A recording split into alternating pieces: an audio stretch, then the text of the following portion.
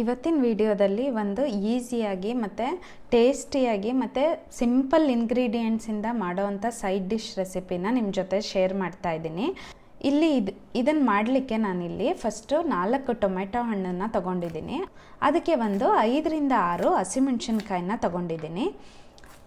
ಇಲ್ಲಿ ಹಸಿಮೆಣ್ಸಿನ್ಕಾಯಿನ ಈ ರೀತಿ ಸಣ್ಣ ಸಣ್ಣದಾಗಿ ಕಟ್ ಮಾಡ್ಕೋಬೇಕು. ಹಸಿಮೆಣ್ಸಿನ್ಕಾಯಿ ಬೇಡ ಅಂದರೆ ನೀವು ಖಾರದ ಪುಡಿನೇ ಹಾಕ್ಕೋಬೋದು.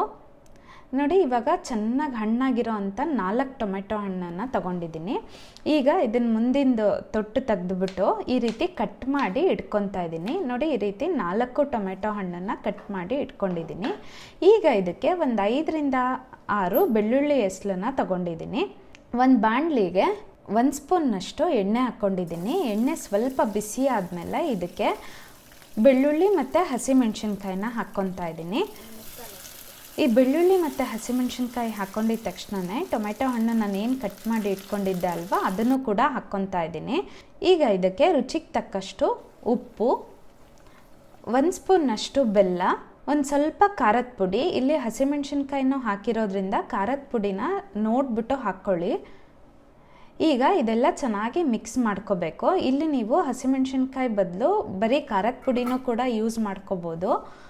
ನೋಡಿ, ಇದೆಲ್ಲ ಮಿಕ್ಸ್ ಮಾಡಿಕೊಂಡು ಲಿಡ್ ಕ್ಲೋಸ್ ಮಾಡಿ ಒಂದು 5ರಿಂದ 10 ನಿಮಿಷ ಬಿಡಬೇಕು. ಒಂದು 5ರಿಂದ 10 ನಿಮಿಷ ಆದಮೇಲೆ ನೋಡಿ, ಈ ರೀತಿ ಟೊಮೆಟೊ ಚೆನ್ನಾಗಿ ಬೆಂದಿರುತ್ತೆ.